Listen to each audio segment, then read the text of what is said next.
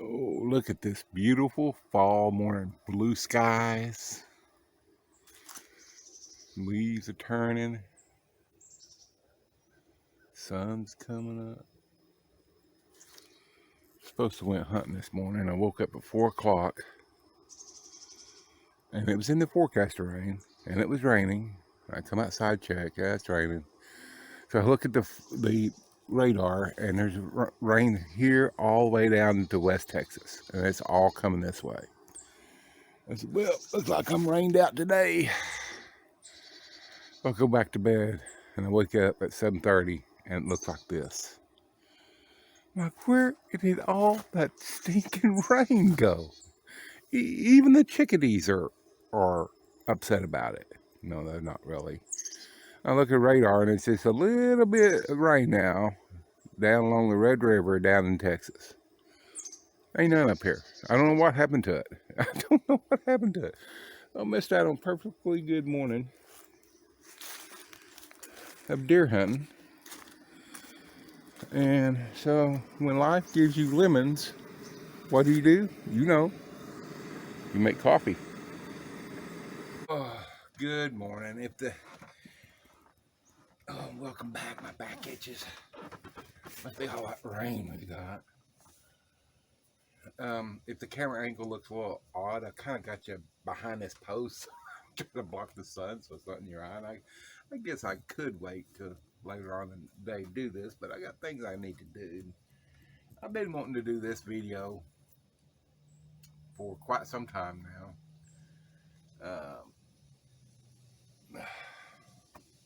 Still peeved about this morning's hunt, so or lack of. So anyway, this is 20 years. No, I'm not going to go there yet. What is this? October, into October now. My coffee just started, so I gotta percolate. So I might have to interrupt you when it gets ready. 20 years. No, back up. I cut this all out. So anyway, uh, the last month or so, my work. I've been delivering units out west, and I absolutely I've always loved the West. I finally forced myself to take some time off out west and just you know explore as much as you can explore in a forward focus. And it's just people say, "Why do you like the West so much?" And I don't know. It just reeks of freedom. That's what I tell them. It just reeks of freedom. Everything is over the top. Everything's over the top out there. You drive by, I was in Eastern Oregon on 90, I believe it was. And as you're coming in, you're looking up and you're trying to look up to the top of the big old hill, really. I mean, it's rounded off, it's a mountain, but you can't hardly bend down far enough and still drive and see the top of these stinking mountains. I mean, they're not like the mountains you see in Idaho and Montana, but they're huge. And those poor cows. The first one I seen up there, I thought was a bear because it was on the side of this really steep, like this. And I go, no, that's a cow. How did it even get up there? Those poor cows probably get on flat land. They probably walk sideways, lopsided, But everything's just over the top beautiful. And you get up in Idaho, Montana, Wyoming, and every turn and heel and twist, it's like another freaking Bob Ross painting, man. It's just awesome. I love it up there. And it just brings me, you know, what is freedom? What is freedom? And that's one of those things that's going to be different, I think, for every person. I'm going to insert the Merriam-Webster dictionary for definition of freedom here, someplace.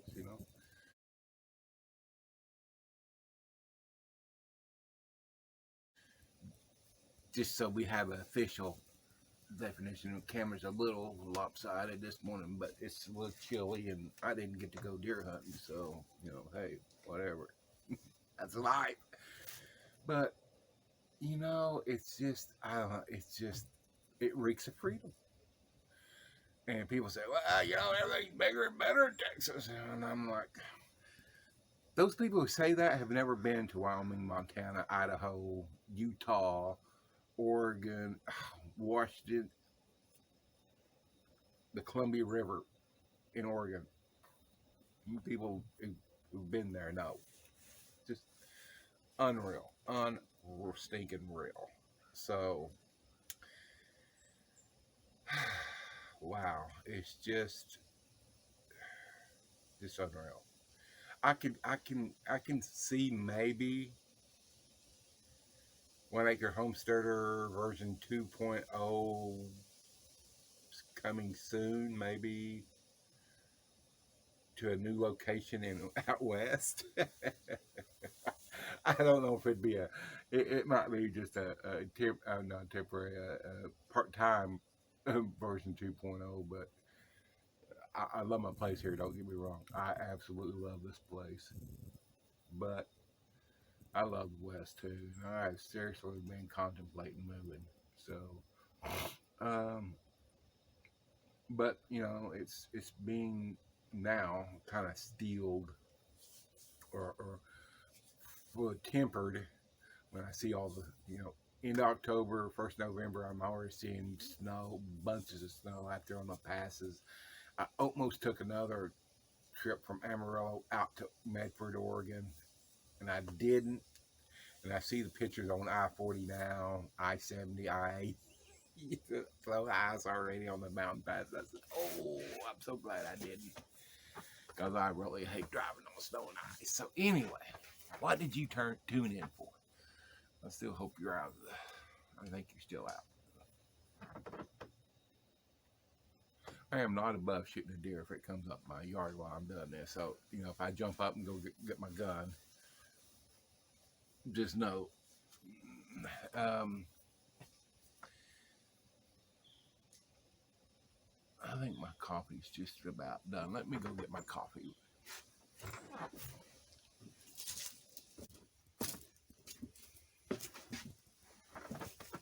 Okay, now we can start today. So yeah, it's the West is just really makes you think about freedom and what is really free, or what is really freedom.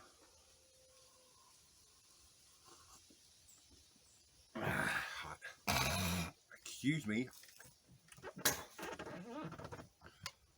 So this is also marks 20 years since Chris McCandless went to Alaska and died up there. And most of y'all probably know who Chris McCandless is. For those of you who don't, he was a young kid, and remarkably, I didn't realize this till recently when I just happened to look at his age. He was about 2 or 3 years younger than me, so he would be an old man by now. But he came from an upper middle class family, and they had their plans for him, and he was kind of he just thought outside the box. Okay, he roamed. He went to college and had a college degree and everything, but he just had that something inside him that said, be different. He wanted to experience the outdoors, the different places, different people. Some of y'all may have just seen the movie called Into the Wild. Some of you may have read the book. I didn't read the book. I listened to the book. I have Audible, and I've seen the movie. And my first experience with him was the movie.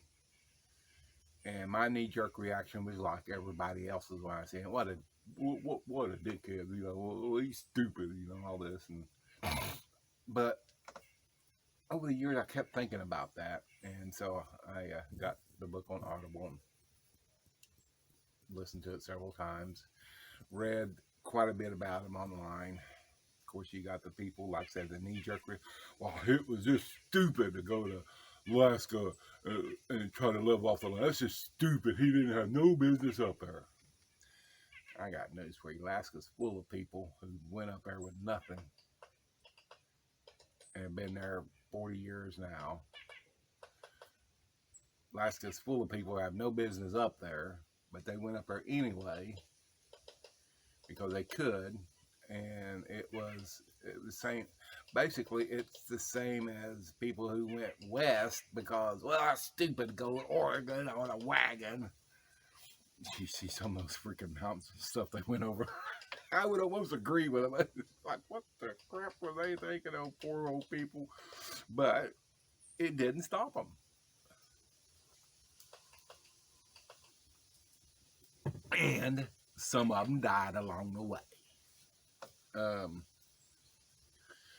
But Chris just, you know, he didn't have the best relationship with his parents. And from all my accounts I can read about, no one can figure out why. I know several people like that who have problems with their parents, and no one can figure out why they have such a problem with their parents.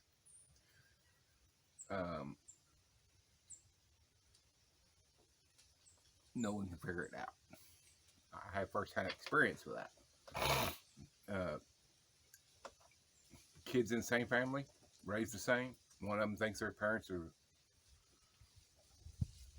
cause all their problems. The kid thinks their parents were great and hardworking. All they were raised the same. So, how do you get these two opposites? I don't know. So Chris had a thing against his parents, and so he did him. He, you know, it cracks me up. People say, well, he had no woodsmanship, no outdoor experience.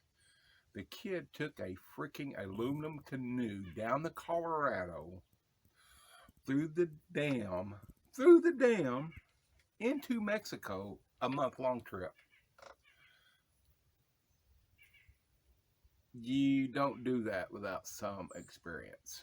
And from what I can read of him and his dad or family, did a lot of outdoor activities, so he did have some experience. And so he goes to one of the things he wants to do. He doesn't really hold a job. He gave all his money away, and he just works when he needs to buy things or barters his work for things he thinks he needs and stuff, food and camping gear and stuff like that. Makes, you know, it's a really good story. And after have studying this for probably 10 years or more, you know, I think I can get what he was after. Not real sure, but, you know, he went to Alaska.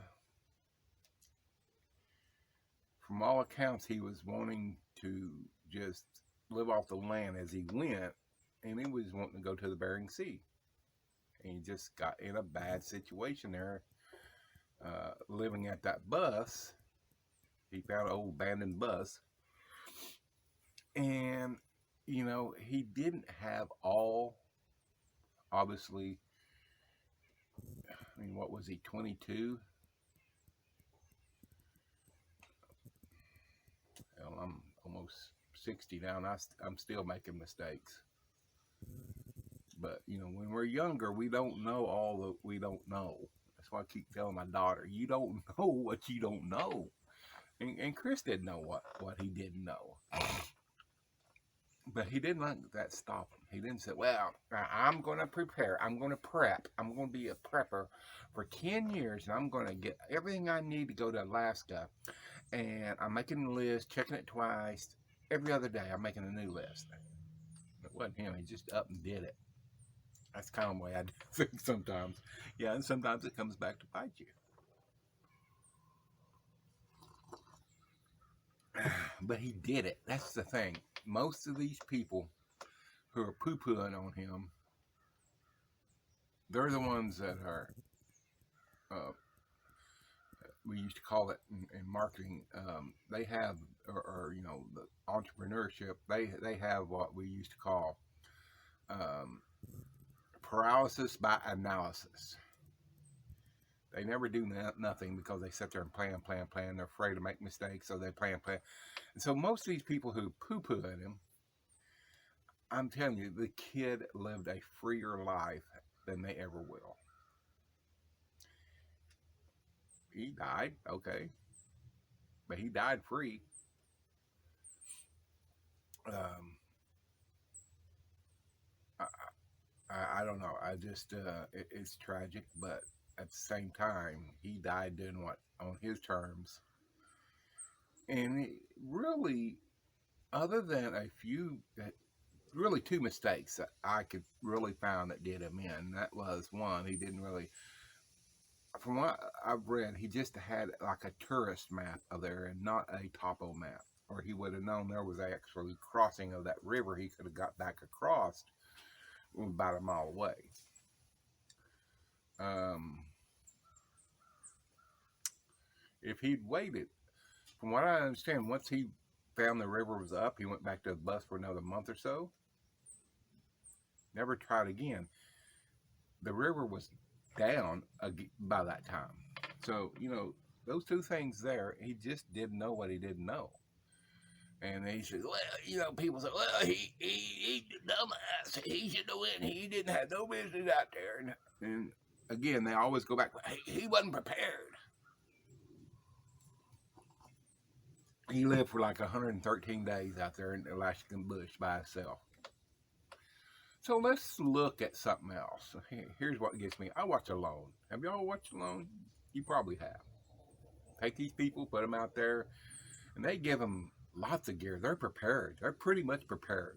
You know, you can take a saw, an axe. You can take all kinds of nice things. And they drop them off in some secluded location, and they see how long they can live off the land. Well, so far, the longest person that stayed out there is 100 days. And these people have satellite phones. The production crew comes and checks on them all the time. Probably, other than bringing them food, and they can go in with food. Chris went in with, I think, 10, 20 pounds of rice. Apparently, the kid liked rice. So, they can go in with some food.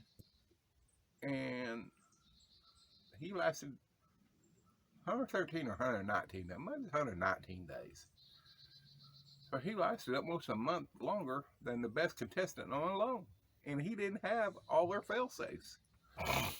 So the kid was actually doing it. He just a couple mistakes. And, you know, there again, you got, oh, well, he didn't have no business out there. Like I said, how many sourdoughs are in Alaska right now who went up there probably with as much or less than Chris did and been there for 30, 40 years? You know, I think some of y'all probably know who Hamo Korth is. It doesn't sound quite right when I say it out loud, but anyway, him and his wife live in the Arctic National Forest. Probably the last family who lives up there. I had lived up there 40-something years. He went up there with not a whole lot. Excuse me. They lost their daughter up there. Stupid granddaddy long legs. They lost their daughter up there. I think their first kid. Canoe overturned and the river swept them away. swept her away. They had no business up there. Maybe, maybe not. But I doubt there is very few people who know him would say he doesn't know what he's doing now. You know, and that's the thing I'm coming to. Just, whether it's our forefathers or ancestors who went across the plains to the west to make a better life, they had no idea what they were getting into. You can hear all the stories and stuff. You can hear the stories. Heck, you can see the pictures of the West. But until you're there taking it on, there's not a picture or a painting out there that really will give you the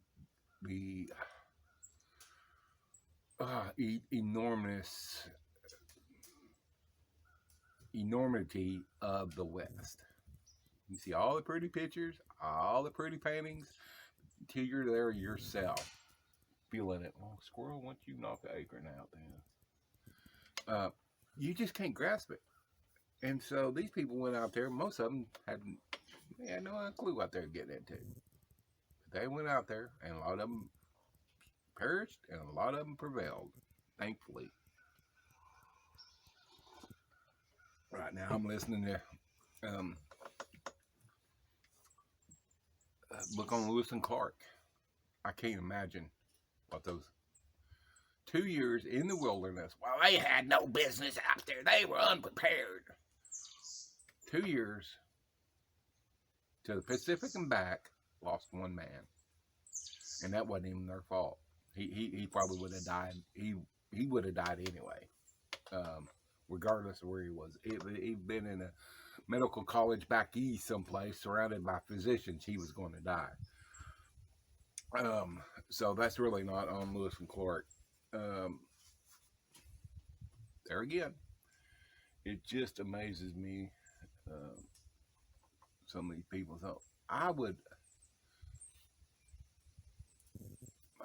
like to inspire you to think about your freedom.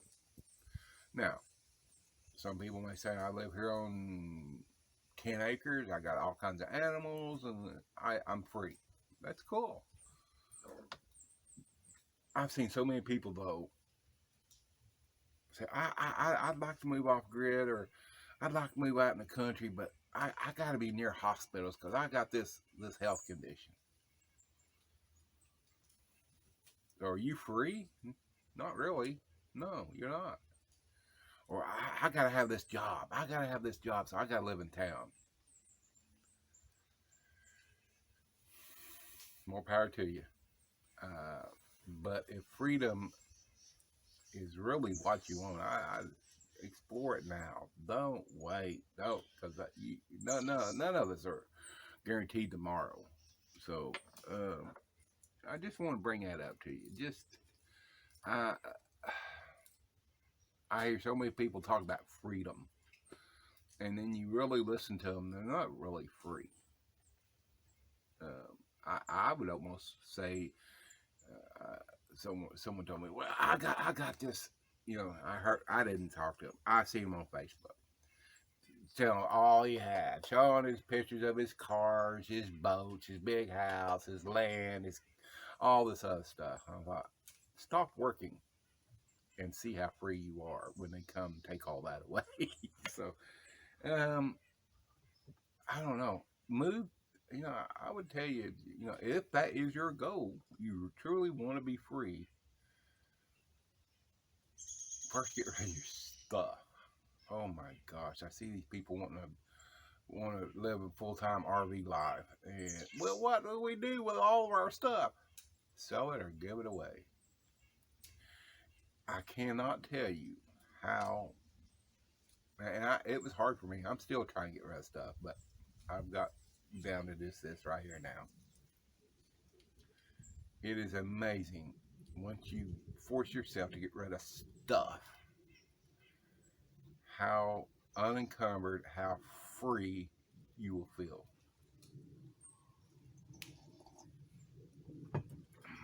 I have very few bills, and I've intentionally tried to live that way. as few as possible, because the more bills you have, the more you got to work to pay for it. I'd love to have a new Jeep Gladiator. No, I mean, if someone gave me one, I'd take it. But am I going to pay $50,000, $60,000, $70,000 for one? Oh no.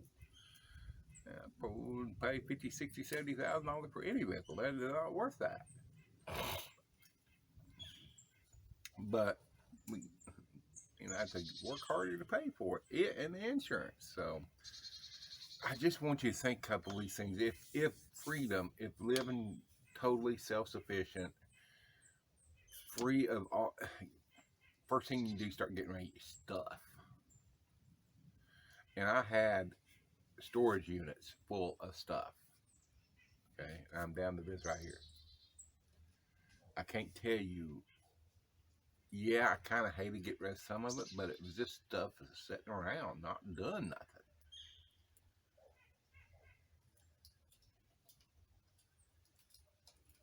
Squirrels. Last night I was out hunting and the squirrels were just, I could hear them, but over in this one area, just, oh man, they was just really getting after. Man, you can tell something, they seen something. Red fox come up through there, and red fox is so rare. I've only seen I've seen two here.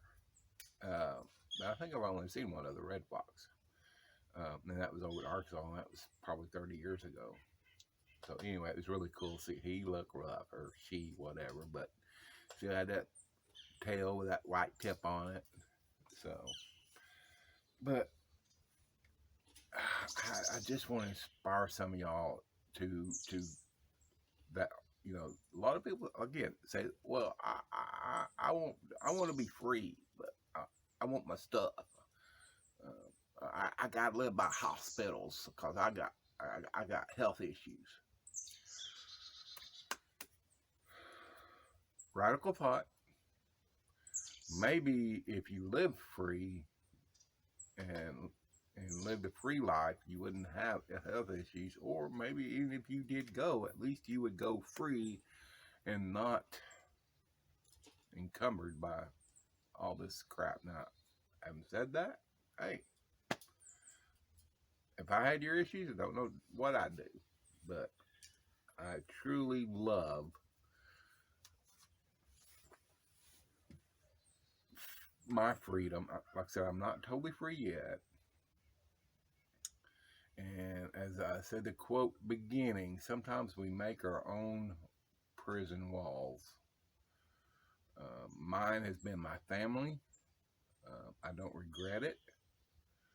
But yeah, when I was younger, my brother kind of just took off, and he was kind of the Chris McCandless in a way of the family. And only he just wouldn't contact family. And it really hurt my mom and dad. And if that's one thing I can say about Chris McCandless I have against him, that's the way he treated his parents. At least, even if you don't like them, pick up the phone once a month or send them a letter and let them know you're still alive. Because my brother would go years. My mom and dad didn't know if he's alive or not. And they'd ask me, "Have you heard from your brother?" Nope. I'd be around my mom. "Have you heard from your brother?" Nope. "Has your dad?" Nope. Be around my dad. "Has your mom heard from your brother?" Nope. They didn't know. I mean, we're talking 7, 8 years sometimes. Stretch. And so it just caused them undue worry and stress. Dude, write a letter. Call your folks. Don't put them through that. Let them know you're still alive. It's a funny story, and I'll end on this. Sorry, camera died when I was fixing to tell you this.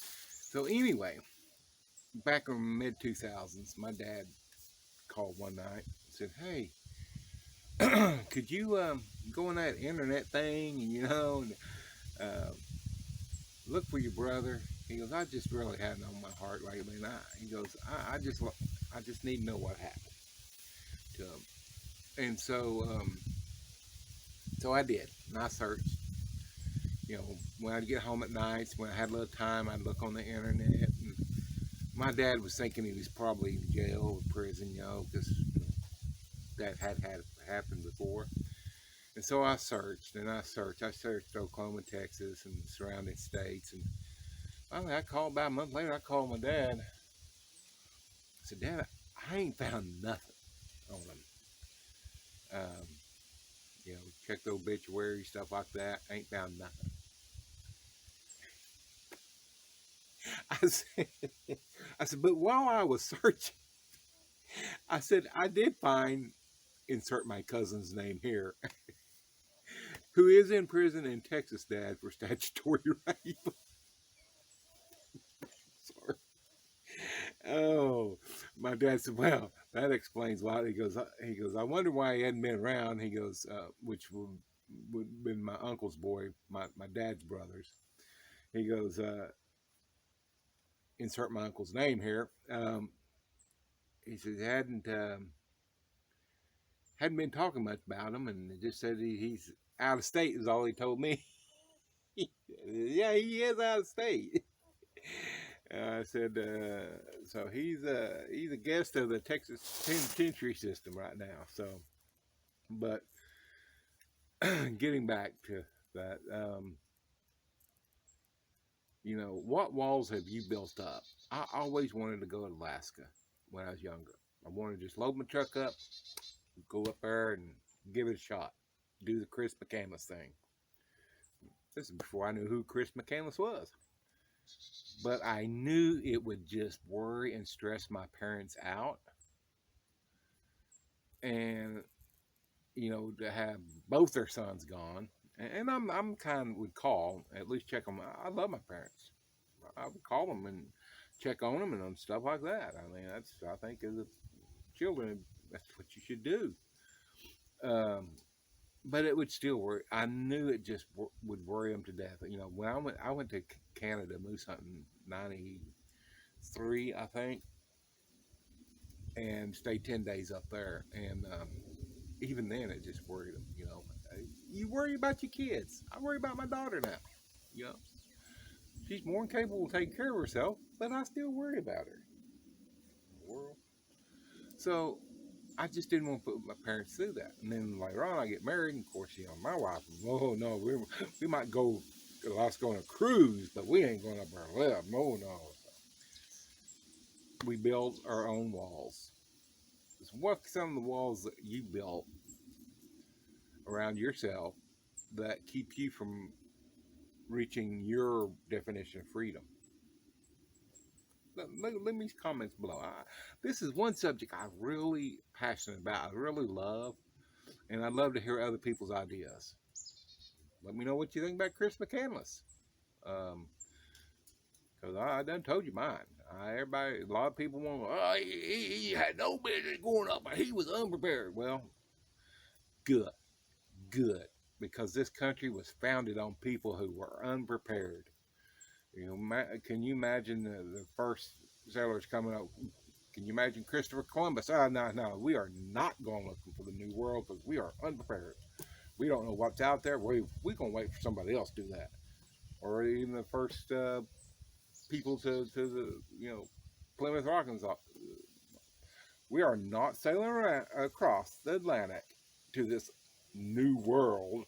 We don't know what's over there. Are you people crazy? Could you imagine what our lives as humans would be if some of us didn't have that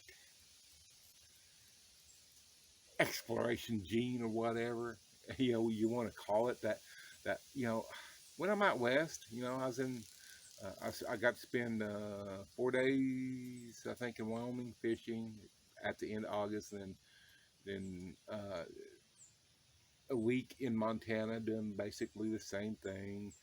But and this is no matter if I was in West, I always want to see what's over the next horizon, around the next bend. Could you imagine how small our world would be if that's all we had? People we had that such, I think it was what was her name? Jane something Cisneros. said people who are serious about changing their life will find a way. Those who aren't will find excuses. And man, that's bullseye stuff right there. You can make all excuses you want. You can build all the prison walls around yourself you want, and you'll get what you always got. So I don't know. Let me know what you think. Let me know some of the prison walls you built and that's holding you back. Now, now that I don't know really what's holding me back. My daughter's just starting her life, and I like being there because she has some issues that pop up sometimes. That sure she could probably pay somebody to fix or solve, but hey, call dad. Dad knows how to fix stuff, get things running again, and I like that. And but it kind of keeps me here, and so and some of the bills I do have, I still have to do a little bit of work. So that's another little chink in the prison wall here around me. So anyway, I just want to bring out something food for thought. Share your thoughts below, whether it's about Chris McCandless, your freedom, whatever. But if I'm on base or on target or way off. So anyway, I gotta get out here and get